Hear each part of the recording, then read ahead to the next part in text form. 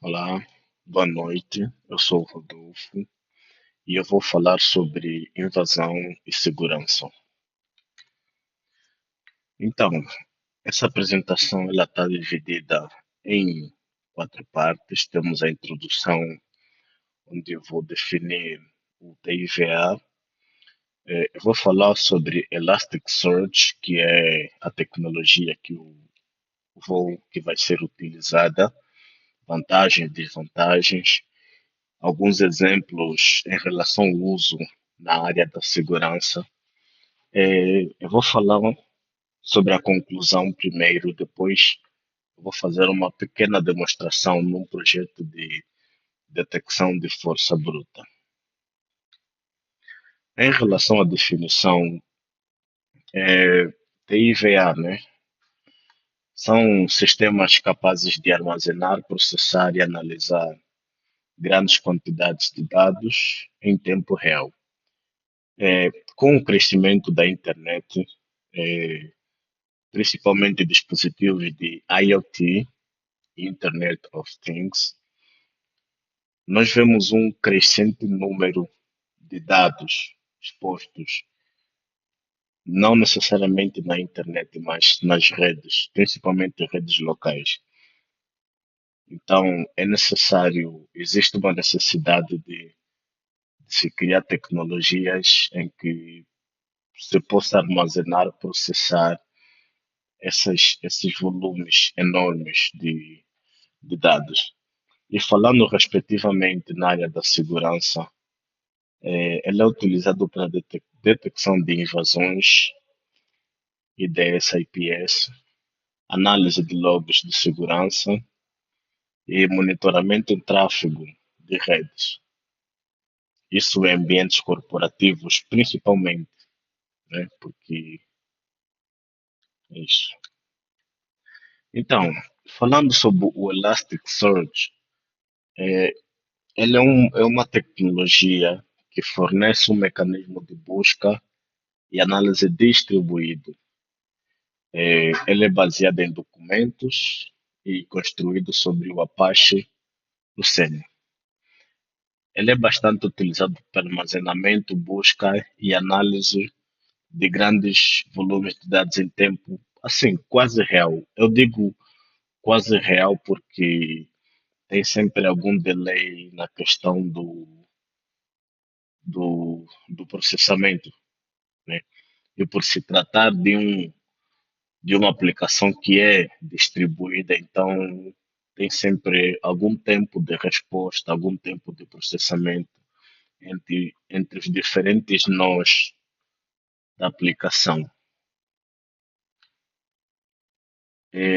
A respeito das características principais, né? Ela armazena dados como em formato JSON, né? Ela tem uma alta performance em busca full text, ela é escalável horizontalmente, né? Em relação aos clusters. Ela possui APIs RESTful para integração. Se, por exemplo, você tem alguma aplicação que precisa de consumir algum dado ou de interagir via API, via REST, ela tem uma API para essa interação e ela tem integração com outras ferramentas como Kibana, Logos, Dash, Bits, né, que são ferramentas que fazem parte da Stack ELK, que é uma stack criada pela empresa Elastic. Em relação às vantagens, nós temos escalabilidade, ela lida com volumes grandes de dados. Nós temos a busca em tempo real, ela faz consultas rápidas em logs. Nós temos integração com o Kibana. O Kibana, como eu falei no slide anterior, é uma ferramenta da Stack ELK criada pela empresa Elastic. O que ela faz basicamente é pegar um volume enorme de dados e criar um dashboard para visualização intuitiva. Então, basicamente, o Elasticsearch trabalha com volume de dados que são criados pelos eventos e o Kibana pega esse volume de dados e proporciona uma visualização intuitiva para os usuários.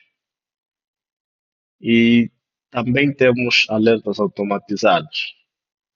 O Elasticsearch pode ser configurado, pode ter alguma configuração de regras para a detecção de algumas anomalias, que são comportamentos inesperados dentro de um ecossistema.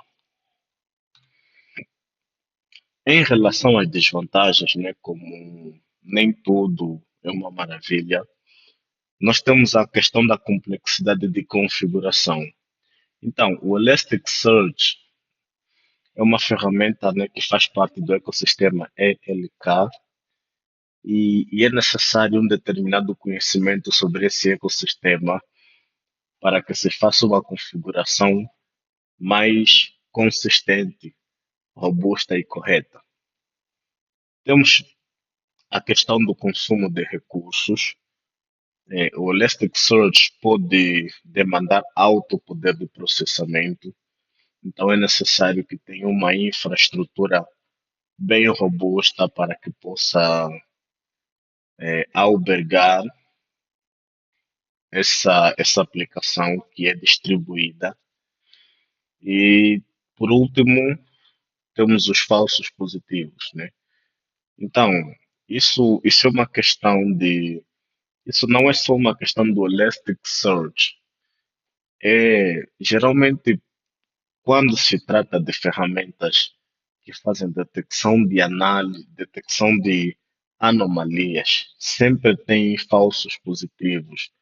Por quê? Porque essa ferramenta parte do princípio de que não confia em nada. Então, qualquer coisa que seja fora do padrão comportamental, ela dispara. Por isso é que, de vez em quando, tem falsos positivos. E certamente é necessário um ajuste fino nas regras de detecção.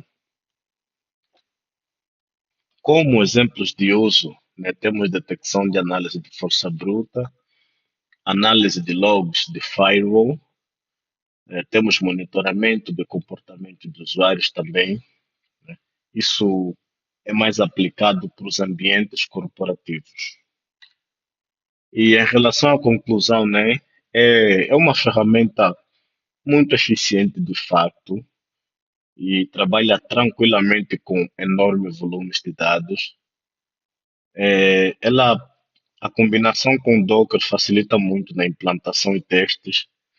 Então, se porventura você tiver a necessidade de instalar, em relação às configurações, é bom que se trabalhe no ambiente dockerizado para não ter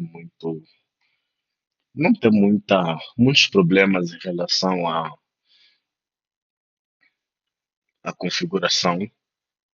E, e sistemas automatizados, eles são muito essenciais para a segurança proativa. Como demonstração, eu vou falar de um projeto bem pequeno sobre detecção de ataques de força bruta com Elasticsearch.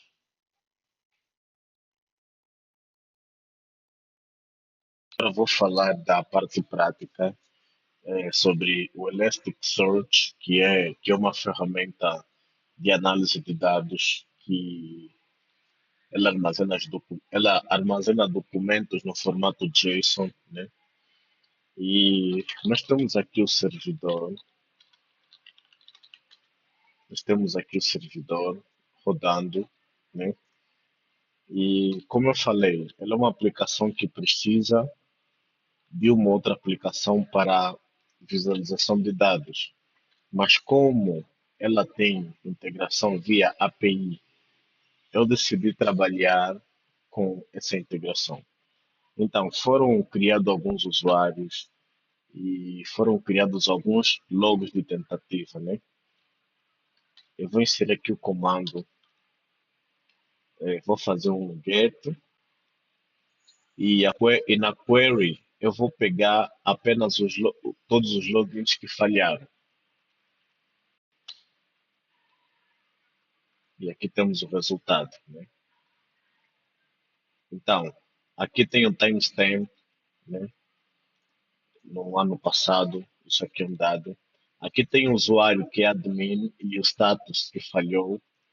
E temos o source IP. Esse source IP é referente ao IP do atacante. Então, como nós podemos ver, né? Ele trabalha com um volume muito grande de dados e nós podemos limitar a nossa query de acordo com aquilo que nós precisamos. E temos mais outros logos de autenticação que falharam, né? Geralmente, quando é ataque de força bruta, é isso que acontece. Então, é isso, pessoal, que eu tenho para apresentar.